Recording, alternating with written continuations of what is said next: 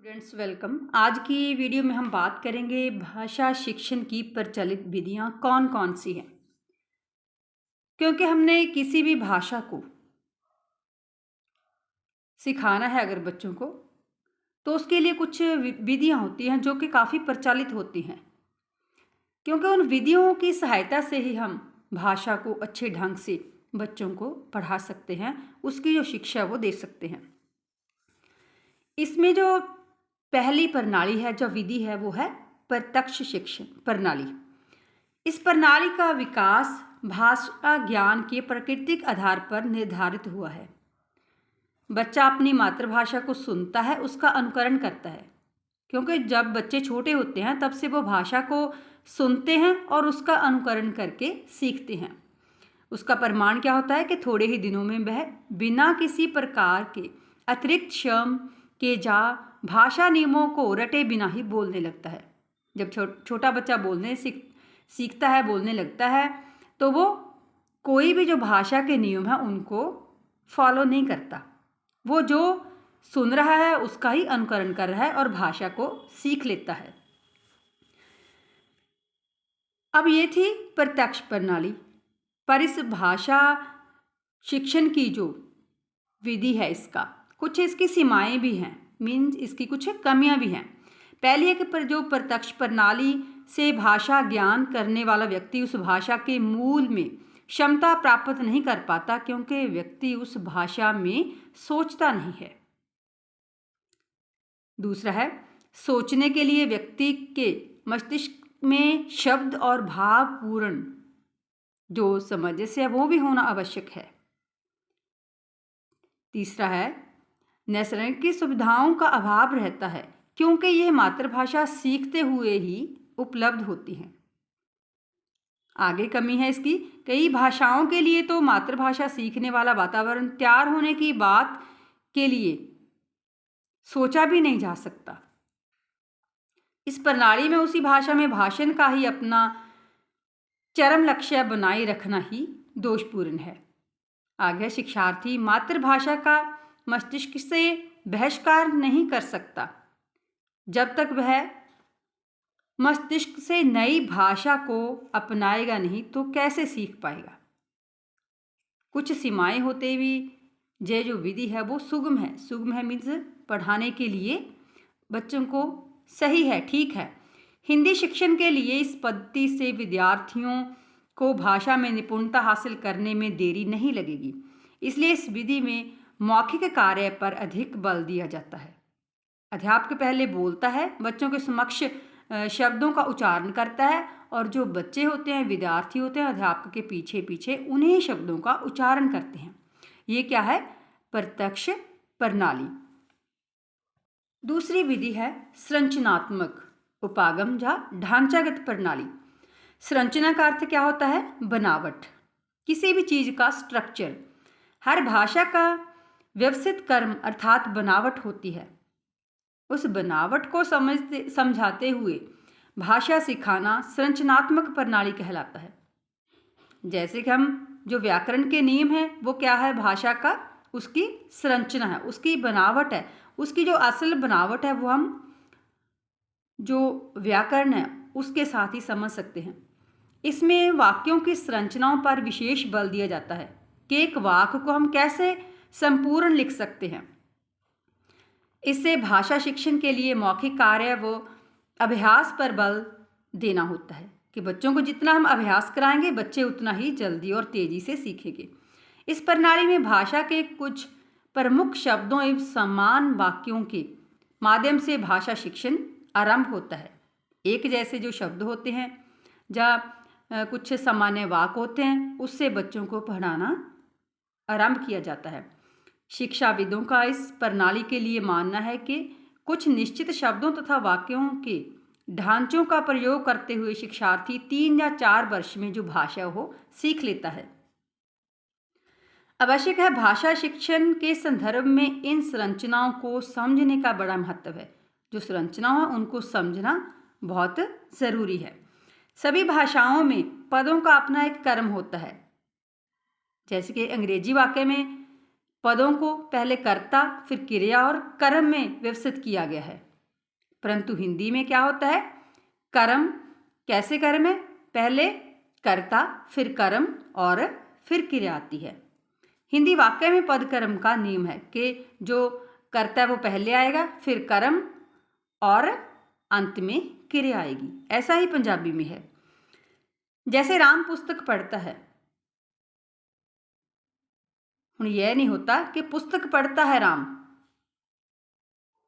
वाक्यों में पदों को उचित स्थान का विचार पद कर्म कहलाता है कि एक वाक्य का जो सही, जिसके हम बोलते हैं कि सिस्टेमेटिकली कौन सी प्रणाली है जिसके हिसाब से वो सही वाक्य बनेगा। वाक्य रचना में इसका ध्यान रखना आवश्यक है। कई बार शब्दों के स्थानांतर से वाक्य में जो अर्थांतर है वो आ जाता है। जैसे हम भी शहर को जाते हैं, हम शहर को तो जाते हैं। इस तरह भाषा की जो संरचना है उस पर ध्यान दिलाकर जो भाषा शिक्षण है वो हो सकता है। इसमें अभ्यास की आवश्यकता पर बल दिया जाता है। इसमें मौखिक कार्य को भाषा शिक्षण का आधार बनाया जाता है। वाक्यों के गठन को कंठस्थ कराया जाता है। शब्दों का अर्थ एवं संरचनाओं का ज्ञान और अभ्यास को ठीक परिस्थिति और संदर्भ को समझते हुए करवाया जाता है। मीन्स बच्चों को जब हमने इस प्रणाली से जो है ढांचागत प्रणाली, संरचनात्मक उपागम, इसे बच्चों को करवाना है तो उनको जो वाक्य हैं अलग अलग वो सिखाने हैं। उसके हिसाब से जो बच्चे हैं वो भाषा को सीखेंगे। और इस प्रणाली की भी कुछ सीमाएं हैं। जैसे कि पहली, इसमें शब्द रचना उपेक्षित रहती है। वाक्य गठन पर अधिक बल दिया जाता है, जबकि हमने पहले बच्चों को वाक्य थोड़ा सिखाना है, हम तो बच्चों को पहले शब्द सिखाएंगे। संरचनाओं को निर्माण और अभ्यास में बहुत समय शक्ति व्यय होती है जो कि व्यवहारिक नहीं है। सभी प्रकार के विषय को संरचनाओं के द्वारा नहीं पढ़ाया जा सकता। अधिक अभ्यास से नीरस आती है। अगर हम बच्चों को बार बार एक ही चीज़ का अभ्यास कराएंगे तो बच्चे नीरस हो जाएंगे। यह हिंदी शिक्षण उपयोगी विधि तो है पर पूर्ण नहीं, मीन्स हम इसे पूर्ण नहीं मान सकते। भाषा शिक्षण में अभ्यास से सक्रियता भी लाती है। अंग्रेजी भाषा शिक्षण की यह सर्वयुक्त प्रणाली मानी जाती है। यह पद्धति भाषा विशेषज्ञों द्वारा अनेक शोध, प्रयोग एवं अनुभव का परिणाम है। इसमें जो शिक्षार्थी है वो भाषा के संरचनात्मक रूपों का अधिक अभ्यास से भाषा शब्द सीख लेने में सक्षम हो जाता है। मीन्स जितना बच्चा अभ्यास करेगा उतना ही बच्चा भाषा को जल्दी से सीखेगा। हिंदी भाषा की दृष्टि से आधारभूत संरचनाओं एवं शब्दावली के अभाव में शिक्षण सुव्यवस्थित नहीं हो पाता, क्योंकि हिंदी संरचना वचन और लिंग आदि से जुड़ी कई कठिनाइयाँ हैं। क्योंकि कुछ जो शब्द ऐसे होते हैं कि जिनको हम ऐसे नहीं सिखा सकते। जैसे कि हम लिंग या वचन की बात करते हैं तो अगर हम उसको वाक्य के साथ सिखाएंगे तो जो पूरा वाक्य है वो चेंज हो जाएगा, उसमें पूरा बदलाव आ जाएगा। आगे जो विधि है वो है संश्लेषणात्मक विधि और एक विश्लेषणात्मक विधि। जो संश्लेषणात्मक विधि है उसके अंतर्गत दो विधियां और आती हैं। जैसे कि एक है अक्षरबोध विधि, दूसरी है दभनी साम्य विधि। अब अक्षरबोध विधि की हम बात करेंगे।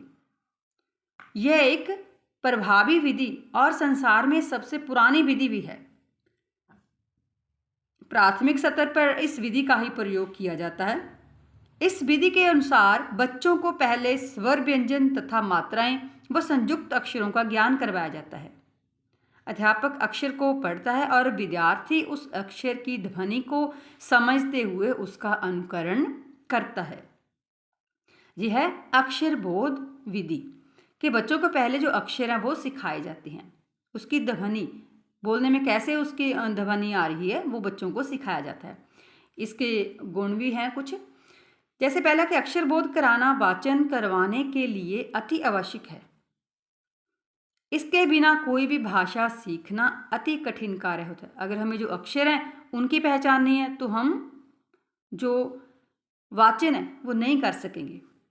अगला गुण है एक एक अक्षर की ध्वनि को समझते विद्यार्थी उसका अनुकरण करने का प्रयास करता है।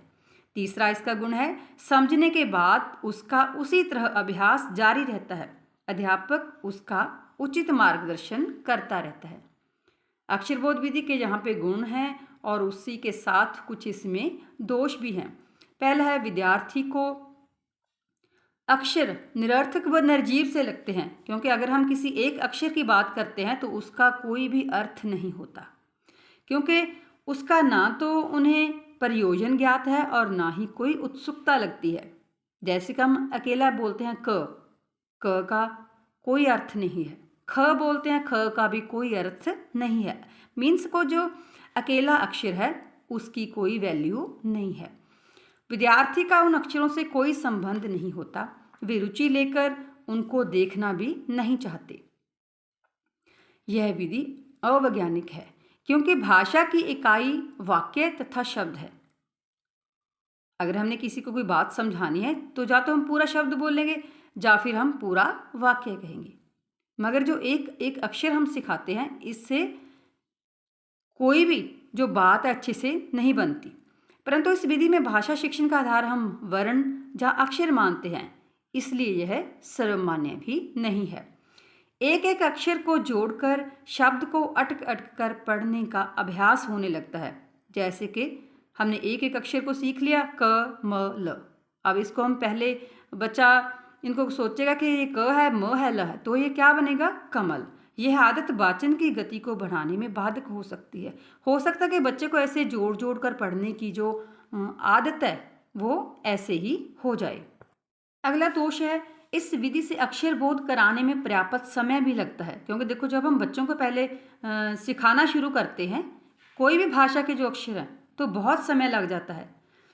अध्यापक और विद्यार्थी को अत्यधिक धैर्यपूर्वक चलना पड़ता है, जो कि बहुत ही कठिन कार्य लगता है। आगे है ध्वनि साम्य विधि। इस विधि से एक जैसी ध्वनियों वाले शब्दों को एक ही लय में बोला जाता है, जैसे मदन, बदन, सगन, नल, जल, मल, नाक, काम, राम। और एक जैसी ध्वनि इनकी आ रही तो बच्चों को ऐसे सिखाया जाता है। अब इस विधि के हम गुणों की बात करेंगे। इसमें ध्वनियों का खूब अभ्यास हो जाता है, उनका उच्चारण स्थिर होने लगता है, इन्हीं को लिखित रूप देना सरल हो जाता है। जैसे कि बच्चे ने एक सीख लिया नाक, अगर हम उसको बोल देंगे कान तो बच्चे को पता चल जाएगा कि मैंने कैसे लिखना है। ध्वनियों की समेत के कारण जो मस्तिष्क में जल्दी छाप पड़ जाती है कि मैं कैसे इसको लिख सकता हूँ, कैसे इसका उच्चारण कर सकता हूँ। ध्वनियों की स्पष्टता जल्दी हो जाती है, जिससे पढ़ने में रुचि बनती है और यह रुचि ही पढ़ने व वाचन करने इसको प्रेरित करती है। गुणों के साथ साथ इस विधि के कुछ दोष भी हैं। जैसे कि इसके गुण हैं तो वहीं इनके इसमें कुछ दोष हैं। यह विधि अधिक स्वाभाविक नहीं लगती, क्योंकि कई बार एक शब्द को सिखाने के लिए एक जैसी ध्वनियों वाले जो शब्द हैं वो नहीं मिलते, तो अध्यापक कहाँ से लाएगा और कैसे सिखाएगा। नित्य प्रति प्रयोग में आने वाले शब्दों की जगह कई बार अव्यवहारिक शब्द लेने पड़ते हैं। तीसरा है, इस विधि में शब्दों, वाक्य खंडों और वाक्यों के अर्थ पर उतना ध्यान नहीं दिया जाता जितना कि उनकी ध्वनियों पर दिया जाता है। आगे हम बात करेंगे विश्लेषणात्मक प्रणाली। इस प्रणाली में विद्यार्थी को भाषा ज्ञान के लिए वाक्यों और शब्दों का ज्ञान कराया जाता है। एक तो वाक्यों और दूसरा शब्दों का जो ज्ञान है वो कराया जाता है। वर्णों का ज्ञान बाद में होता है। पहले वाक्य और शब्द सिखाए जाते हैं बच्चों को, बाद में जो वर्ण हैं, अक्षर हैं, उनके बारे में ज्ञान दिया जाता है। इसमें पहला जो है देखो और कहो विधि। बच्चों को बड़े अक्षरों के जो शब्द चित्र हैं वो दिखाए जाते हैं। ये शब्द या तो श्याम पट पर लिखे जाते हैं या जो कार्ड होते हैं उन पर चित्रित होते हैं। बच्चे देखते हैं और कहते जाते हैं, इसलिए इसका नाम क्या है, देखो और कहो विधि। अध्यापक शब्द की ध्वनि बताता है कि शब्द को कैसे उच्चारना है और बार बार बच्चों से अनुकरण करने के लिए कहता है। मीन्स बच्चे बार बार पीछे बोलते हैं, बच्चे वही शब्द बोलते जाते हैं। कई बार देखने सुनने से शब्द का चित्र मस्तिष्क पर अंकित हो जाता है कि बच्चों को रट जाता है।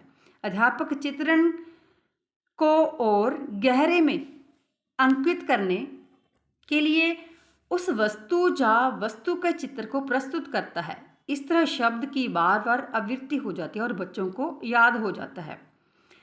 शब्द में कोई अक्षर बदलने से नया शब्द बनाया जाता है, जैसे जल्द, सजल, राम, काम, धाम आदि। जल्द लिखने में ज के स्थान पर स और फिर ल आदि वर्णों को बदलकर धीरे धीरे विद्यार्थी शब्द के साथ जो वर्ण की पहचान करना सीख लेता है कि कैसा जो वर्ण है उसको कैसे लिखा जाएगा। इस तरह चित्र या वस्तु दिखाकर संबंध स्थापित कर देखने और उसी प्रकार बोलने के अभ्यास को देखो और कहो विधि कहा जाता है। इस विधि के कुछ गुण भी हैं। यह विधि मनोवैज्ञानिक है। वस्तु या चित्र को दिखाने और उसको शब्द के साथ, जो शब्द के माध्यम से समझने में सार्थकता लगती है और बच्चे इसमें रुचि भी लेते हैं। यह विधि शब्द बोध से शुरू होकर अक्षर बोध की ओर चलती है। पहले बच्चा शब्द बोध और बाद में अक्षर बोध पर चलता है। शब्द को समझने के लिए सामूहिक दृष्टि चाहिए, क्योंकि जब बच्चे के पास पूरी दृष्टि होगी तो बच्चा शब्द भी सीखेगा और उसके बाद अक्षर भी सीखेगा। इस विधि में विद्यार्थियों की रोचकता तथा उत्सुकता बनी रहती है, क्योंकि शब्द को सीखने में जब वर्ण बदलकर दूसरा शब्द बनता है तो बच्चे इस क्रिया के लिए उत्साहित रहते हैं। जैसे राम के लिए र वर्ण आने से वही शब्द काम, र को हमने चेंज कर दिया तो क्या बन गया, काम, क लगा दिया। उन्हें खुशी मिलती है, उनको सीखने के लिए जो प्रेरणा वो मिलती है। अब हम बात करेंगे इस विधि के दोषों के बारे में। पहला है, इस विधि में यह दोष है कि यह हर शब्द के लिए वस्तु का प्रयोग करना मुश्किल है। इतने हमारे पास शब्द होते हैं बट उतनी वस्तुएं नहीं होती। अमूर्त वस्तुओं को चित्र बनाए ही नहीं जा सकते। जो अमूर्त वस्तुएं जिन्हें हम सिर्फ सोच सकते हैं, जिनके बारे में देख नहीं सकते, तो उनका हम चित्र कैसे बनाएंगे। जैसे कि भाव हैं, कोई उदास है, कोई बीमार है, तो हम उसको कैसे दिखाएंगे, कैसा उसका चित्र बनाकर दिखाएंगे। इसमें बच्चा अध्यापक के कहे अनुसार शब्दों को बोलता है। इस तरह अनुकरण करते करते उसको शब्द रट जाता है। इससे रटने की प्रवृत्ति का जन्म होता है। जो बच्चे हैं वो क्रैमिंग करने लगते हैं और बौद्धिक पक्ष की जो अवहेलना वो होती है। बच्चों के बौद्धिक पक्ष बल ध्यान नहीं दिया जाता। शब्दों के बोध से वाचन कार्य शुरू नहीं होता जब तक उसको सारी वर्णमाला का ज्ञान ना हो जाए। ये भी इसका बहुत बड़ा दोष है। आगे है, हिंदी के लिए प्रयुक्त होने वाली देवनागरी एक वैज्ञानिक लिपि है। अंग्रेजी वर्णमाला में कुछ दोषों के कारण यह विधि सामने आई, पर हिंदी एक ध्वन्यात्मक भाषा है जिसमें अलग अलग ध्वनियों का प्रयोग किया जाता है। इसकी वर्णमाला में जिस तरह का शब्द है उसी तरह ध्वनि भी प्रकट करते हैं। जैसे कि च, CH का जो उच्चारण है वो च ना होकर CH है। इस कारण से अंग्रेजी में कमल पढ़ने के लिए KAML बुलवाना पड़ता है, पर हिंदी में कमल बुलवाना स्वाभाविक है। ध्वनि और अक्षर का संबंध होते हुए भी यह विधि अपनाना हिंदी की वर्णमाला को अधूरा मानने के बराबर होगा, जबकि यह एक वैज्ञानिक विधि है। डियर स्टूडेंट्स, ये थी हिंदी शिक्षण की विधियाँ। Thanks for watching.